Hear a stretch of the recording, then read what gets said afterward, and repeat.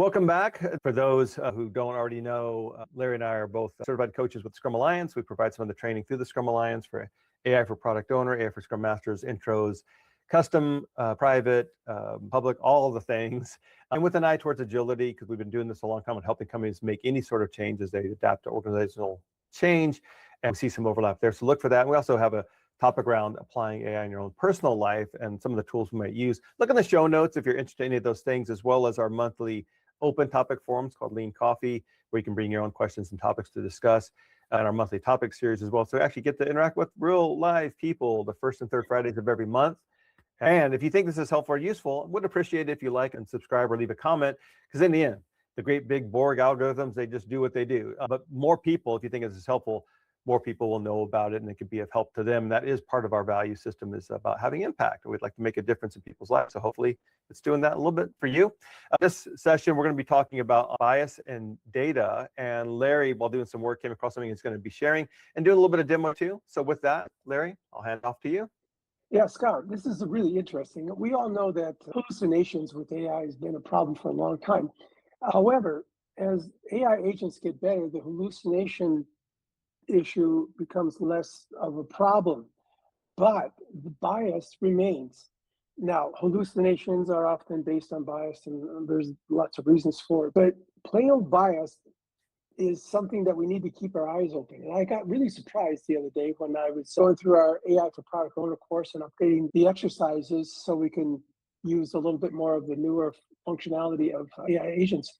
Mm-hmm. As I was working on this section on setting up personas on its own, Claude goes, oh, by the way, AI agents tend to or can interject a lot of bias when it comes to creating personas. That was a surprise to me. First of all, that it just by itself said, hey, by the way, well, anyway, pointed out that there's a problem here.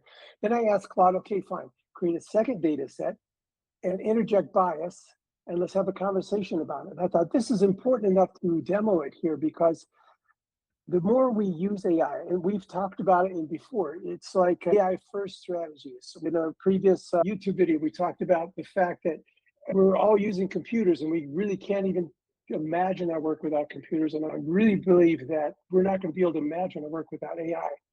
Having said all that, let's be aware of the fact that AI has some bias, and let's see if we can be aware of it and find out how to manage this. Claude and I worked on this together, and I think it'll be quite interesting. All right. So first of all, this is the record. This goes with our scenario on healthcare. And in record 2 here, line number 2, Claude interjected a bias. And so here's the idea. You can go through here and try to figure out what it is. And for the instructor, there's some ideas, but the whole point is Alzheimer's disease, osteoporosis, heart disease, COPD. The person is 52 years old as a female, in advanced age, long-term smoking, post-spinal palsy status, fine. And so we're going through here, hip replacement 5 years ago, and so on and so forth. Okay, great. You put together all of those symptoms, and Claude, well, your AI agent, the Claude in this case, came up with a bias. And I thought, that's interesting. So I said, okay, Claude, let's talk about that bias for a moment. And you tell me not only what the bias is, but how in the world did you come to the conclusion? And so here it is. So the specific bias goes something like this: elderly chronic disease patient, stereotype projection.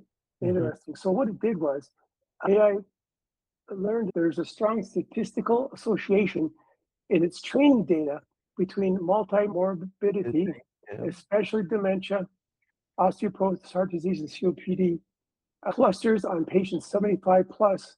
When asked to generate a persona with those conditions, AI reached for its dogmatic template that is associated with this cluster. Okay, that makes perfect sense to me. So the next question I have is, how do you deal with this? And put a long story short, it's narrowing down your prompts. This is, by the way, just interesting representational bias or stereotypical amplification. So for all those out there, that's what we're looking at here. So powerful. What do we do? It's powerful. Yeah. How AI agents could arrive at this conclusion, and it walks you through this, why this matters to a product owner, but what we can do about it here. And this is the last part that I thought was very interesting. This is what we could do. First of all, don't just take the data the way it comes. Now, we all know that. We've said it many, many times. But then how do you create a better prompt? Or when you get something back that looks suspicious, how do you respond to it? And prompt under specification amplifies the prior if the prompt didn't explicitly say generate a realistic age condition combination. The model defaults to the strongest prior, which for this condition is the cluster is elderly.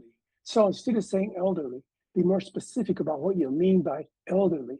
And you know, it said in the example 75, but make that explicitly clear. So define what elderly is, make sure that we see that it's 75 years and older. And what I did was, as an experiment to play on this a little bit, I said 75 to 105. And that did narrow it down quite a bit. So it's a female, and I didn't say elderly anymore. It's a person with these conditions, 75 to 105. And then the result came back with, as far as I could tell, no bias at all. So we talked about prompt engineering. We talked about the importance of prompt engineering. We talked about how we should just be fluent in prompt engineering. Some people in your teams will be stronger than others. We said all that before, and that's great. That's important. But here's a real case where just a small tweak to your prompt is going to bypass this bias. Right. And so that is, when I saw that, I was impressed. I thought, Claude, by golly, Claude, you're my best friend ever. I love it. So this is good because I think what we see in some of this, if we're not careful, and I think for anyone who work with data quite a bit, and that's part of my career, was a lot of data reporting, creating databases, cubes, things like that. And you can run reports against stuff that's data, and it's similar to this, and that is what we have as our data. We think that's truth, but those might just be mistakes. So if we close a number of deals, let's just say, because there's a company I know that when I found this out, like, well, that explains some things.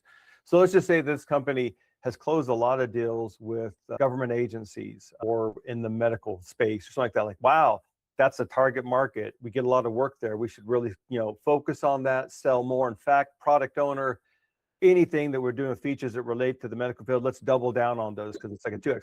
But if you look at it and you track back how the deal got made, in this case, this company, the deal got made because we were delivering projects so late that the salesperson would basically say, you know what, I'll give you this feature for free to make up for the fact we're running late. So yes, we're closing deals, but they're for bad reasons and we're not making money. If you actually look at what was the profitability within that customer, right? And so some companies are really good about profit per customer, profit within a certain segment. But if you're not careful and you only look at that set of data tells you what it is. So it's like, yep, got a lot of demand for these features in the medical field. Well, yeah, because that salesperson working there just terrible, overcommitting, and we don't really track back that IT was never ready to really deliver that by the date that he told them, right? So then we have these problems.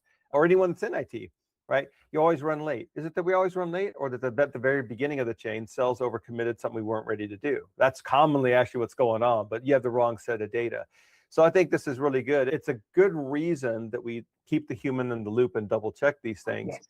And I think that's the point here is if you can, we really want to institutionalize. Now, the problem is you're going to have people in your company like, man, AI is powerful. It made this whole report to me. So glad because I didn't quite have time to get ready for that meeting with our C-level folks. And thank goodness for AI because I generated it through the presentation. And then they run off and demo it and it's got mistakes and errors. Worst case, no one notices and catches. They think it's just truth. But in this case, it might be truth in the sense that that's the data, but you didn't really give some good thought. So this also, I think we talked about a little bit as a call back to prior shows.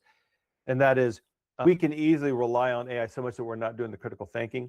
So when I say human in the loop, yes, check for mistakes, but my friends, honestly, think first before you sit down to ask AI this, how will I know that I'm getting what I expect? What would that look like? What's the reasoning I'm using to get this information presented that I think is going to happen? Because it's only going to run with what you give it. And you're the one that should be closest to the metal to say, like, I know what that looks like. So I like that idea of human in the loop, especially if it's something significant like how you're prioritizing, we might be pivoting, et cetera. So in the end, nothing beats real customer data. What's that full set of look like, and knowing what problem we're trying to solve. Excellent call out. The fact that it can generate that for our friends listening, we'll put the information in there as far as what led to that or some of the prompts you might use, because I think that's fascinating, Larry, that we could actually flip the question and say, but what assumptions am I making? Give me examples of how there might be bias inherent in the way I'm asking for this, right? So it's a slight, but it's very current, and I just can't help but put this out there. And I don't know where people stand on it, but you could easily look at the next set of elections that will happen in my state of Tennessee and say, wow, it's 100% they all voted for Republicans to represent the state of Tennessee. Well, yeah, after they changed the voting regions and gerrymandered it, yeah, you can make it look like that's the data you got, but there's clearly intention to make it so, versus like, let's just see how people vote the next election cycle. But again, be intentional about what that is and be mindful of it. Keep that human in the loop and do some good thought work around that. But look at maybe what Larry's sharing to say that you could actually have AI help you catch the bias that you might not have even noticed yourself. And Larry, I'll say what you just showed me. I wouldn't have known that, definitely outside my league. So I think that that's really, really cool.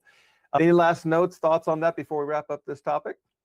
Yeah, just like I did here, I want to encourage you, if you believe that there's some bias in your data, work with your AI agent to flush it out. Your agent will tell you, like here, my first response was, I'm going to knuckle down and find out where this bias is. But then I brought myself back to my own little keyword, AI first, right?